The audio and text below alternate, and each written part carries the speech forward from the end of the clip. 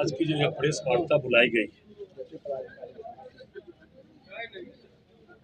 आज ही के दिन 50 साल पहले 25 जून को 1975 को श्रीमती गांधी ने देश पर आपातकाल लगाया था। उसके 50 साल पूरे हो गए और भारतीय जनता पार्टी इसको काला दिवस के रूप में मनाती है। कांग्रेस पार्टी और इंडी गठबंधन के लोग चुनाव में घूम घूम कर बोल रहे थे कि भारतीय जनता पार्टी की सरकार आ जाएगी तो संविधान खतरे में पड़ जाएगा। लेकिन इस कांग्रेस पार्टी ने और जो इंडी गठबंधन के लोग 1975 में जो आपातकाल लगाया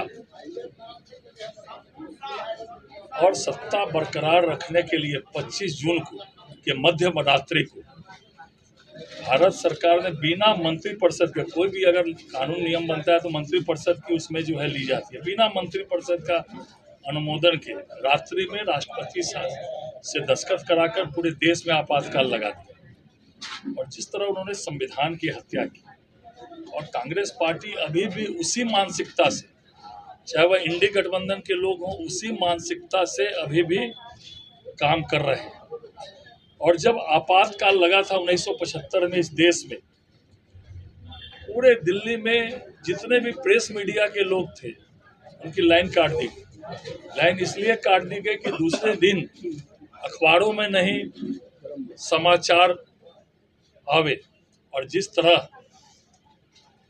पूरा देश को जेल बना दिया गया, आज के दिन कभी भी 25 जून के लोग इस देश में जो लोकतंत्र में जो संविधान को मानने वाले लोग हैं, इस दिन को नहीं भूल सकते, क्योंकि कैसे इस देश के संविधान को उस समय नकार दिया गया, कैसे पूरे देश को जेल बना दिया गया। कांग्रेस पार्टी ने सत्ता बरकरार रखने के लिए असंवैधानिक तरीकों का उपयोग किया है, वह इस रूप में काला दिवस हम सभी लोग मनाते हैं। आपको कुछ विषय में रखना चाहता हूं कि 1947 से लेकर 2014 तक जो कांग्रेस ने और इंडी गठबंधन ने राज किया, उन लोगों ने 75 बार संविधान को बदला और 75 बार संविधान में ऐसा संशोधन किया जिसमें आज के लोगों को वो पढ़ना चाहिए कि उस संविधान संशोधन में उन्होंने क्या क्या कुकर्म किया। चाहे 38वां संशोधन हो, चाहे 39वां संशोधन हो, चाहे 40वां संशोधन हो, चाहे 41वां संशोधन हो, चाहे 42वां संशोधन हो, इन संशोधन में ऐसे कानून बनाए गए जिसमें आज की अगर युवा पीढ़ी उन संशोधनों को अगर पढ़ेगी तो इस लोकतांत्रिक देश में सबका शर्म सिर से नीचे झुक जाएगा। मैं उस 2-4 संशोधनों की चर्चा करना चाहता हूं। 39वां संशोधन में कांग्रेस पार्टी और उनके लोगों ने जो संशोधन किया, उसमें सुप्रीम कोर्ट को, चाहे पीएम हो, राष्ट्रपति हो, उस राष्ट्रपतियों के खिलाफ चुनाव याचिका की सुनवाई पर भी रोक लगा दिया गया। उसमें ऐसा संशोधन किया गया। 41वां संशोधन में जो व्यवस्था की गई, जो लोग भारत की लोकतांत्रिक परंपरा पर निष्ठा रखते हैं, उनमें 42वां संशोधन में संसद को संविधान को नष्ट करने, जोड़ने, बदलने या निरस्त करने की निरंकुश शक्ति प्रदान की गई।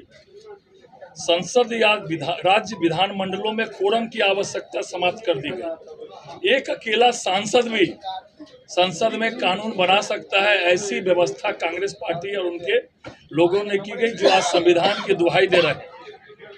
न्यायपालिका की शक्तियों को कटौती, न्यायपालिका किसी भी आधार पर संविधान के संशोधन पर आवाज नहीं उठा सकती। ऐसे लगभग 75 बार संविधान के साथ खिलवाड़ करने का काम, संशोधन करने का काम एक कांग्रेस पार्टी और इनकी सरकार ने किया था। और तो और 2014 तक 1947 से 90 बार चुनी हुई सरकार को धारा 356 का इस्तेमाल करते हुए, दुरुपयोग करते हुए 90 बार विपक्षी जो राज्यों में सरकार चलाते थे उनको भंग कर दिया गया, और वो लोग अभी संविधान की दुहाई देते हैं। और ऐसी ऐसी बातें इन्होंने चुनाव के समय कही, उनका मैं कुछ अंश आपको बताना चाहता हूं इस आपातकाल के दिन में, आपातकाल के दिवस पर। मतलब हम चुनाव जीते तो ईवीएम अच्छा, और हम चुनाव हार जाए तो ईवीएम खराब। रिजल्ट आने वाला था चुनाव का, उसके 2 दिन पहले जब पूरे देश में प्रिंट मीडिया ने, अखबारों में एग्जिट पोल दिखाया, तो उन लोगों ने ऐसा आंदोलन का आह्वान किया अपने कार्यकर्ताओं को कि जिसकी जितनी भर्त्सना की जाए वो कम थी। इनके नेताओं ने जब चुनाव प्रचार हो रहा था तो ऐसे ऐसी बातें की। उन्होंने कहा अगर भाजपा को नहीं हराया तो भविष्य में हमारा संविधान और लोकतंत्र दूसरे खतरे में पड़ जाएगा। मतलब भारतीय जनता पार्टी और अगर एनडीए आ गई तो लोकतंत्र और संविधान खतरे में पड़ जाएगा। उन्होंने कहा, मल्लिकार्जुन खड़गे जो कांग्रेस पार्टी के नेता थे, लोकतंत्र और संविधान खतरे में पड़ जाएगा।